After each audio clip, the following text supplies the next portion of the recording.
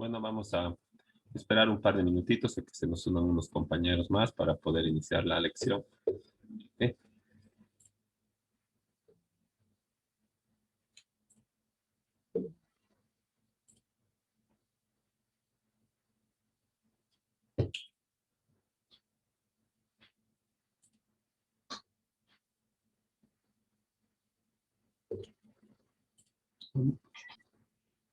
Buenas noches, vamos a esperar un minutito, dos más, a que se unan algunos más para que podamos iniciar la clase. Entonces, nos daremos 2 minutitos.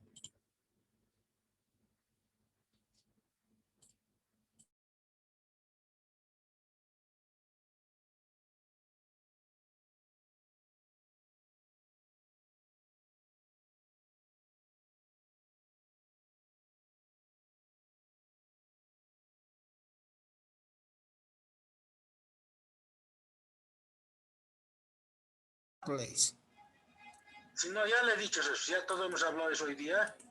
El papel, el que dice de la Sonia, que es 3000.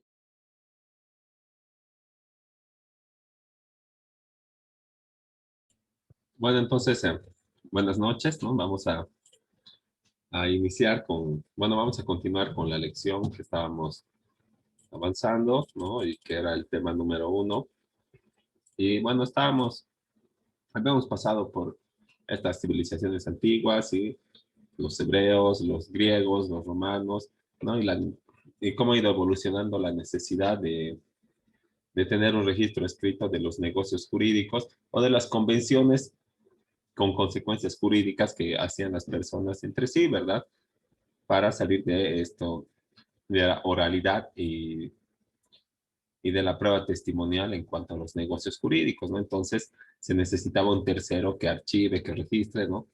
Y bueno, de ahí hemos visto eso, cómo ha ido evolucionando eh, con los escribas, con los tabularios, con los notarios propiamente dichos, y luego, bueno, llegaba en América Latina con su propia figura, que era el quipu camayo, que se le enseñaba, ¿verdad?, en los yachayhuasis a poder interpretar y realizar o elaborar los quipus, ¿no? Entonces, y bueno, como ya habíamos dicho también, estos quipus lo que hacen es registrar en estos nuditos, ¿verdad? En base a los colores, la distancia y el tipo de nudo, eh, actos, estadísticas, ¿verdad? A creencias pero del Inca, no de los negocios jurídicos que tenía la población, pero algunos dicen que solamente servía de cuentas, ¿verdad? Y otros señalan que era un sistema de escritura propiamente dicho, con sus signos y sus interpretaciones de cada nudo, y que por eso tenías que asistir a la escuela, pues al Yachaywasi, para poder interpretar los quipus de los otros que habían ejercido esa función, ¿no? Entonces, algunos dicen que es un sistema de escritura y otros no. Bueno, son dos teorías que se manejan, ¿no? Y bueno, como se estaba desarrollando eh, de esa manera, ¿verdad? Luego ha llegado la colonia, la conquista, y han traído consigo el idioma, las normas, la religión y también las figuras o las instituciones, como esta figura del notario que antes se llamaba el escribano, ¿verdad? Y entonces se ha impuesto esta figura que ha desplazado al Quipu Camayoc, ¿verdad? Y con la constancia escrita, con el registro escrito, también se ha reemplazado a los quipus y bueno, ha caído en el desuso y solamente queda como antecedente histórico, ¿verdad? Ahora podemos dividir el desarrollo histórico del notario en 3 etapas diferentes, ¿no?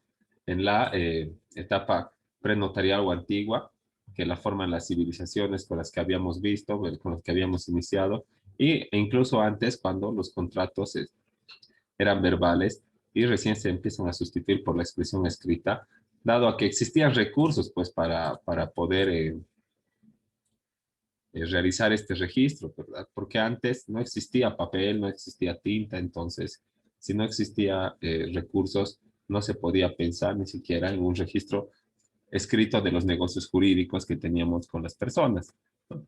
Luego empieza a, bueno, los egipcios traen el papiro y todo eso, y empieza a destacar el escriba como un funcionario especial con cultura general y conocimientos que lo distinguen del resto, y como tiene conocimientos y archivísticos de registro y sabe, y bueno, lleva la cuenta de los acontecimientos de la élite. Entonces también se aseguraba una posición especial con privilegios y consideraciones dentro de la sociedad, ¿no?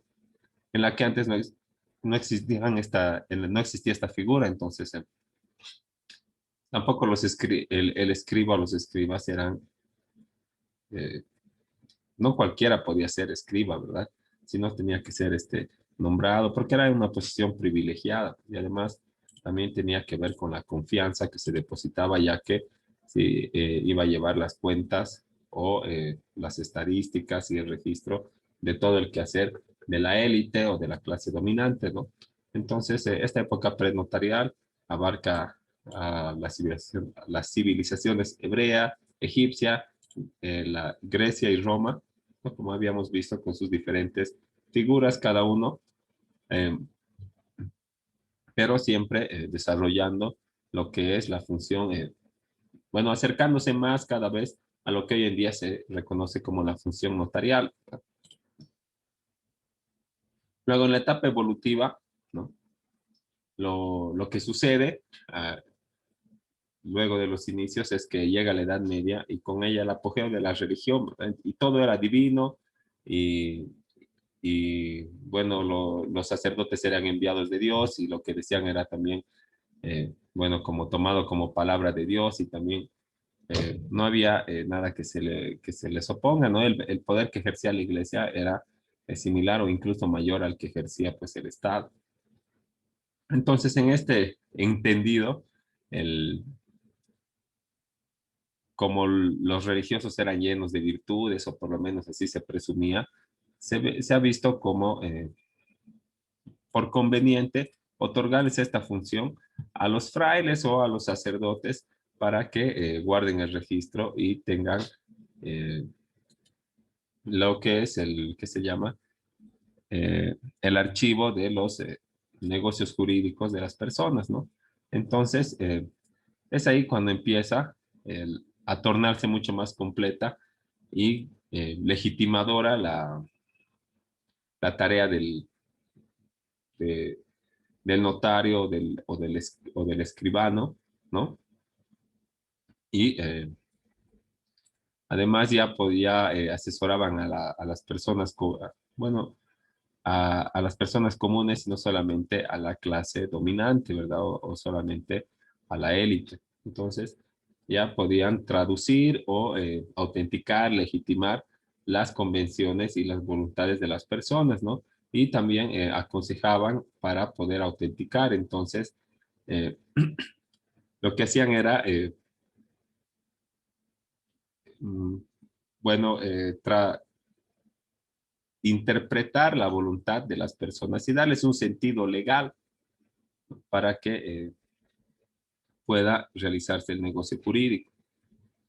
Entonces, por eso se entendía esta función como el arte del buen decir y del buen escribir, porque las personas no, no tienen obligación de expresarse pues con todo el manejo del español, ¿verdad? Sino que para eso van a un abogado, a un notario, para que a sus ideas, a su voluntad, ¿verdad? A lo que quieren hacer con sus bienes, le den sentido legal y se lo traduzcan en una eh, demanda, una petición, una denuncia o una declaración clara e inequívoca con términos exactos, ¿no? Porque si no, cada uno haría sus documentos y no habría necesidad de tener un abogado o un asesor legal. Y luego está la etapa moderna, ¿no? Que comienza aproximadamente a partir del siglo XVIII de nuestra era, donde el notario adquiere su fisonomía y su forma actual. Entonces empieza a realizar escrituras, a realizar documentos con un valor probatorio, y empieza a reemplazar a la prueba testimonial. Entonces ya empieza a tener fe pública impartida por el Estado, ya representa al Estado en esa tarea. Ahora, se diferencia del el notario del escriba porque los notarios eran considerados secretarios del rey invitados de alta dignidad cuya función era transcribir y velar por la autenticidad de las leyes y las disposiciones reales y también transcribían los documentos oficiales, ¿no? Entonces, el escriba lo único que hacía era redactaba y autorizaba los contratos en los que intervenía la corona, ¿no? Entonces, tenía muchas más funciones el notario que el escriba y luego, eh, bueno, con el devenir del tiempo y la absolución del régimen monárquico, ya se torna la función notarial como la conocemos hoy en día. Tal vez han ido a un notario, algunos de ustedes, y bueno, uno no se puede negar el servicio notarial a nadie, ¿verdad? Eh, Ni siquiera con el pretexto de que, bueno, es quechuista y yo no, y yo notario no hablo quechua, entonces andate donde este notario nomás que habla quechua. Eso sería discriminación, pues, ¿verdad? Sería ir contra el principio de interculturalidad que está en el artículo 4 de la ley del notariado plurinacional, ¿no? Entonces, aparte que es un requisito, ¿verdad? En la constitución política del Estado, hablar un idioma, pues, nativo de la región donde se va a ejercer la función y también el español. Entonces, ¿por qué negarías tus servicios, no? Eso ya estaría tomado como un acto de discriminación y así está puesto en el artículo 4 y también lo vamos a ver en eh, perdón, en el artículo 2 y también lo vamos a ver en la lección de los principios, ¿verdad? Aquí está. En el reconocimiento de la expresión y la convivencia de la diversidad cultural, institucional, normativa y lingüística. Entonces, porque no hable quechua, no quiere decir que no tengo que hacer la escritura pública. Pero si no hablo, puedo llamar a un intérprete. Pero si hay el principio de interculturalidad y en la constitución política del Estado, creo que en el 234 está, ¿no? Vamos a ver ahorita.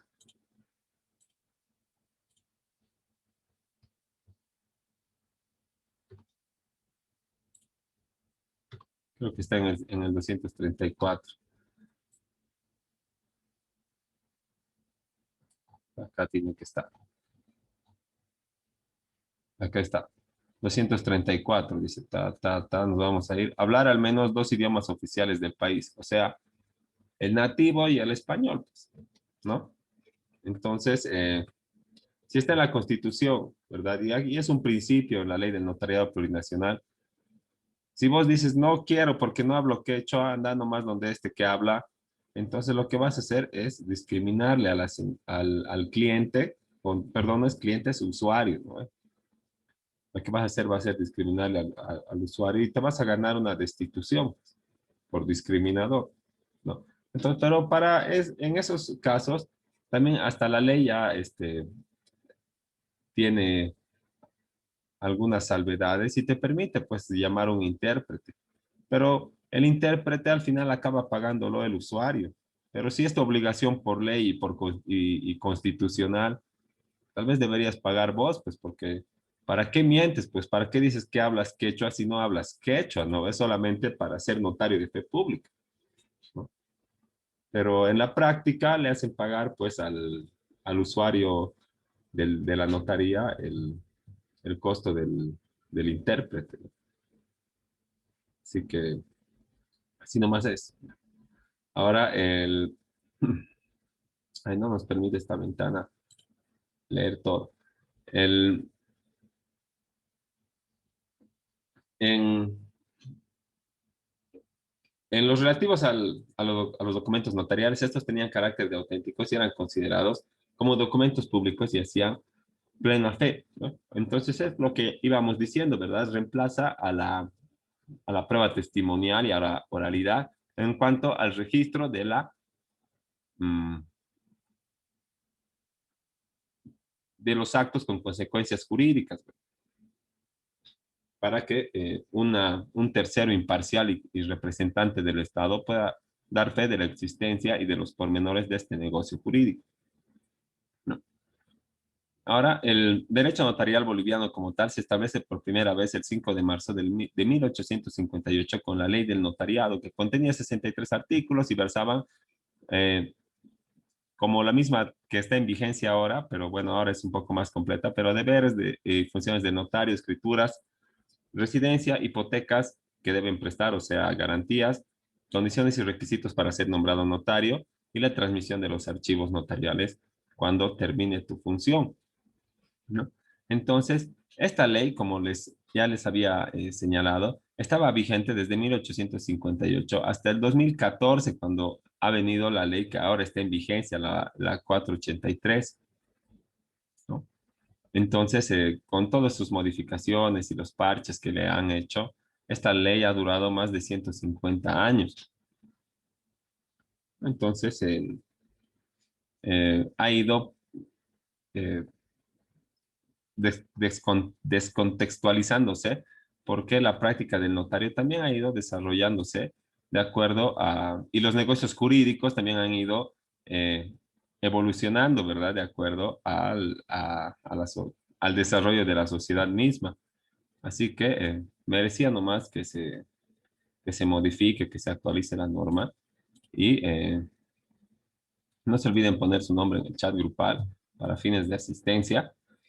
Entonces ahí, el 2014 ha venido esta ley, pero tenemos que decir que, bueno, al igual que en la ley actual, que en la 483, en la ley de 1858, se destacaba la importancia, o se destaca la importancia y delicadeza y trascendencia social de la función notarial, que debe estar en manos de profesionales probos y destacados, o sea, de abogados, ¿verdad?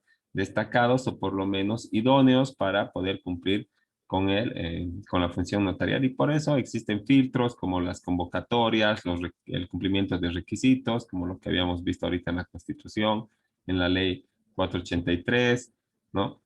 Y otros, el examen, ¿no? Y que aseguran que el profesional abogado que vaya a ser nombrado notario sea el idóneo para el cargo, pues, ¿no? Y además tenga un grado alto de honestidad y rectitud para autorizar los contratos y además porque el notario siempre está en contacto con las disposiciones patrimoniales de las personas, ¿verdad? Presto con hipoteca al notario. Vendo mi casa al notario. Compro casa al notario. El automoto lo propio, ¿no? Entonces, el, el notario tiene que ser muy honesto para no incurrir en algunos actos o en algunos contravenciones o ilícitos propios de la práctica notarial y que deriven en delitos y que afecten además al patrimonio de los usuarios, ¿no? Pero la práctica notarial, bueno, como ustedes conocen, ¿verdad? Los recursos que ahora tenemos, la computadora, el internet, el WhatsApp y el correo electrónico y todo lo que puede ser para hacer más fácil el trabajo del notario. No ha sido siempre así, ¿no? Desde la ley de 1858, ¿no? El notario, no vamos les voy a dar un ejemplo de cuán difícil era, ¿no? Eh, cuando vamos a poner el ejemplo del, de una compra-venta, ¿no? Cuando, cuando yo hago una compra-venta, hago un documento así, ¿verdad? Un documento privado que va a ser visado por las instituciones públicas y luego voy a ir a pagar mi impuesto a la transferencia y voy a ir al notario para que lo transcriba en esto que se llama un testimonio de escritura pública de compra-venta, como señala la carátula, ¿verdad? Testimonio de escritura pública de transferencia, ¿no ve? No nos estamos inventando nada, ¿no? Entonces, esta, el notario lo que tiene que hacer y lo que siempre ha hecho en este caso de negocios jurídicos, ¿verdad? Es agarrar esta minuta o lo que llegaría a ser una instructiva, más los otros documentos pertinentes, como en este caso la boleta de pago de impuesto a la transferencia, y transcribirlo acá, transcribirlo íntegro, pero aumentando siempre su encabezado y su conclusión, o sea, el principio y el final son estrictamente de autoría del notario, ¿no? Pero lo que nunca ha cambiado es que el notario tiene que entregar esto para que la persona lleve al tránsito, a la alcaldía o ya sea a derechos reales, ¿verdad? ¿No?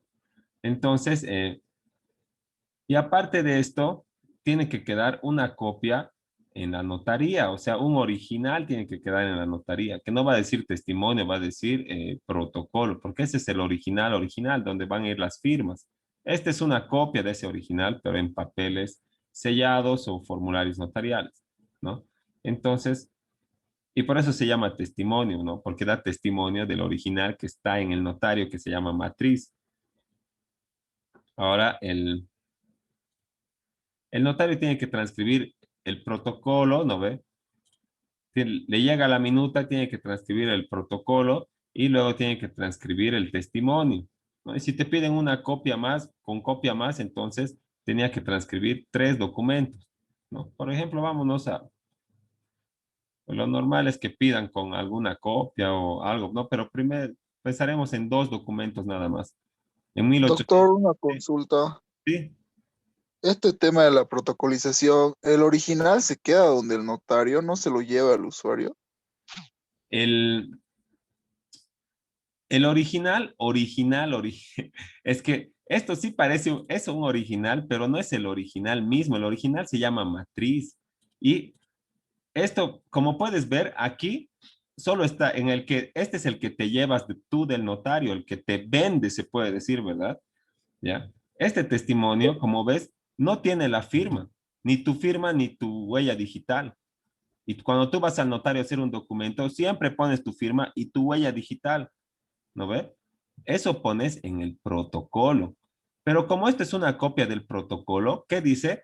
Acá acaba el protocolo y como está tu firma, dice firmado ilegible e impresión digital, ¿no ve? Entonces, como soy el notario y no puedo leer tu garabato, ¿no ve? Pongo firmado ilegible. Y además, como está el sello de tu pulgar, pongo e impresión digital y tu nombre. Y luego de todos los que participan, así igual.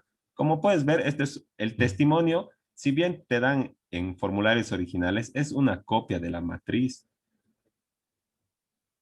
Ah, ok, doctor, pensé que ese era el original original. No, pues es que si te darían el original original, ¿cómo vas a ir a pedir vos en caso de que desconozca tu comprador el negocio o que se te pierda, digamos?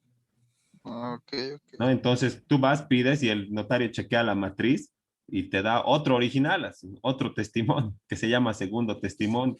Y si lo vuelves a perder, te da otro y otro y otro y otro, pero ya no se llama 10º testimonio, todos se llaman segundo testimonio después de este, aunque sea el número Ok. 23. ¿Y las fotocopias legalizadas, el mismo notario las Ah, hace? claro, eso es otra, la fotocopia legalizada ya es otro documento, ¿no ves?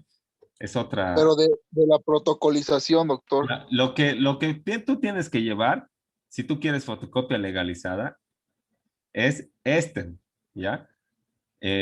Uno, no puedes hacer fotocopia legalizada de fotocopia legalizada. Cuando el notario ya le pone su sello de legalizado, no te lo va a legalizar sobre eso. Tienes que tener una fotocopia de este testimonio que te entrega, del, del que te lo da a vos, ¿no ve? Te sacas una copia y eso haces fotocopia legalizada. Es el servicio más barato de la notaría. 40 pesos o 50 pesos. Porque esto te cuesta unos 200 a 300 pesos. Depende 350, doctor. sí, depende la extensión, pues, de tu testimonio, ¿no? Si es muy largo, así. Y cuando interviene el banco o algo, es re largo, pues, ¿no? Entonces, la cosa es que la fotocopia legalizada tienes que llevar de este y el notario le pone el sello y va, pues, como vale como un original, obviamente, ¿no? Pero algunas instituciones como el tránsito, la alcaldía, se han dado a la tarea de decir, solamente de un año valen las copias legalizadas, cuando en ningún lado dice que tiene vigencia. Pero bueno, como es un ente administrativo, tenemos que cumplir, pues, ¿no ve? ¿Ya? Pero Sí.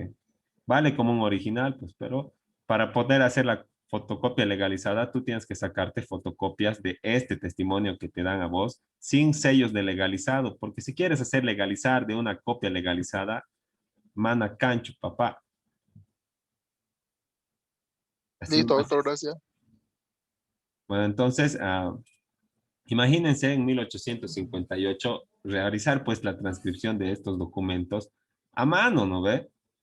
Y además que hay todo un, hay toda una carga laboral, no es un documento, no es solamente un documento al día y no es la única clase de documentos que hace el notario, ¿no ve? Hace poderes, escrituras públicas, declaraciones, actas notariales, entrega cartas notariadas, entonces tiene nomás harto trabajo. Y en ese entonces no podía pues cumplir a cabalidad, ¿no? Con los requerimientos de, de los usuarios. Y es así que, digamos, cuando no se podía acabar de transcribir, porque lo más importante para las personas es ese testimonio que hemos visto, que te lo entreguen para que tú vayas a acabarlo de registrar, ¿no ve? Entonces el notario lo que hacía era apurarse en hacer el testimonio para entregártelo a vos, pero no hacía la matriz, ¿no ve? Te hacía sellar tu dedo, te hacía firmar en una hoja blanca, pero la matriz quedaba así pendiente de transcripción.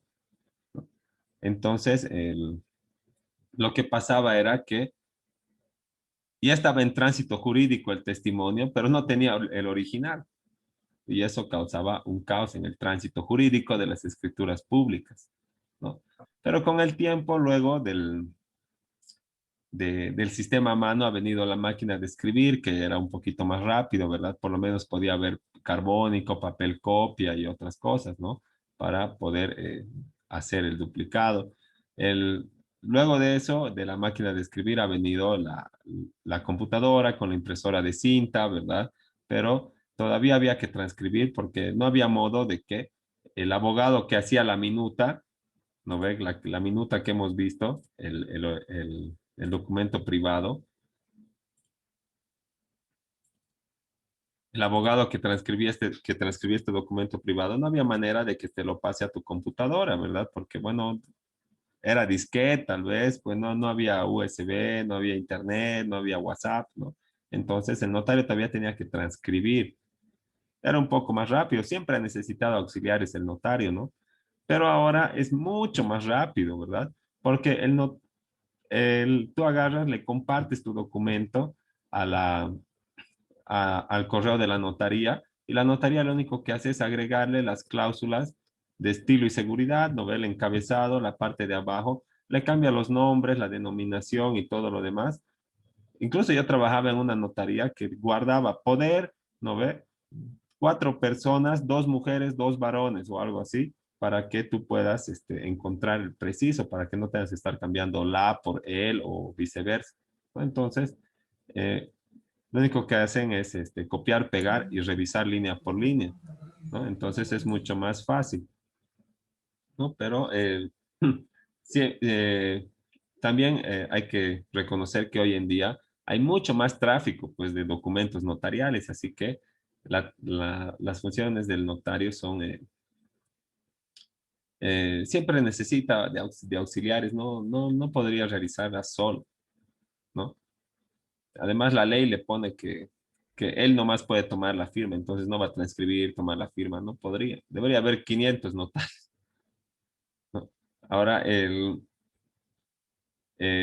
luego, bueno, de toda esta historia desde 1858 de la ley, el 25 de enero del 2014, 156 años después exactamente, se pone en vigencia la ley 483 del notariado plurinacional, que es la que hoy está en vigencia con su decreto reglamentario el 2189, que además ustedes ya deberían habérselas bajado, ¿no? Esta es la ley 483 y aquí está el decreto reglamentario, ¿no? Pero también estaba en la plataforma. Ahora, es de destacar, señala nuestra diapositiva, que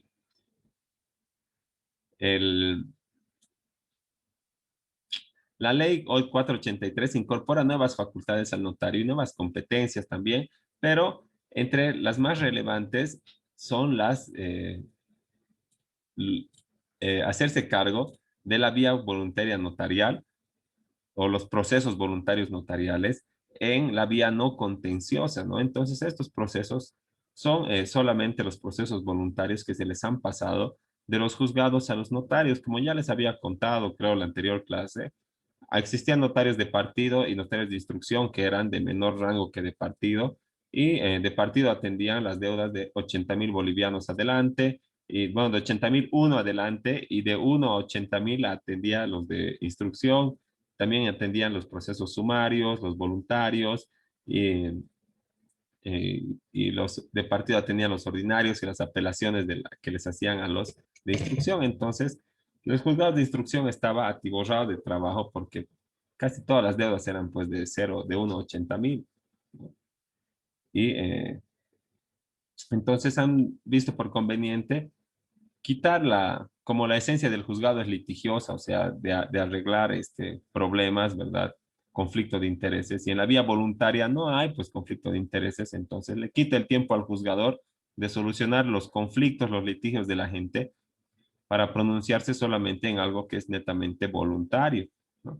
Entonces han agarrado la vía voluntaria, la han mandado al brazo operativo administrativo del juzgado, que era el notariado plurinacional, porque antes dependía del Consejo de la Magistratura, pero ahora es una institución totalmente independiente del Consejo de la Magistratura, ¿no? Porque todavía está bajo tuición del Ministerio de Justicia.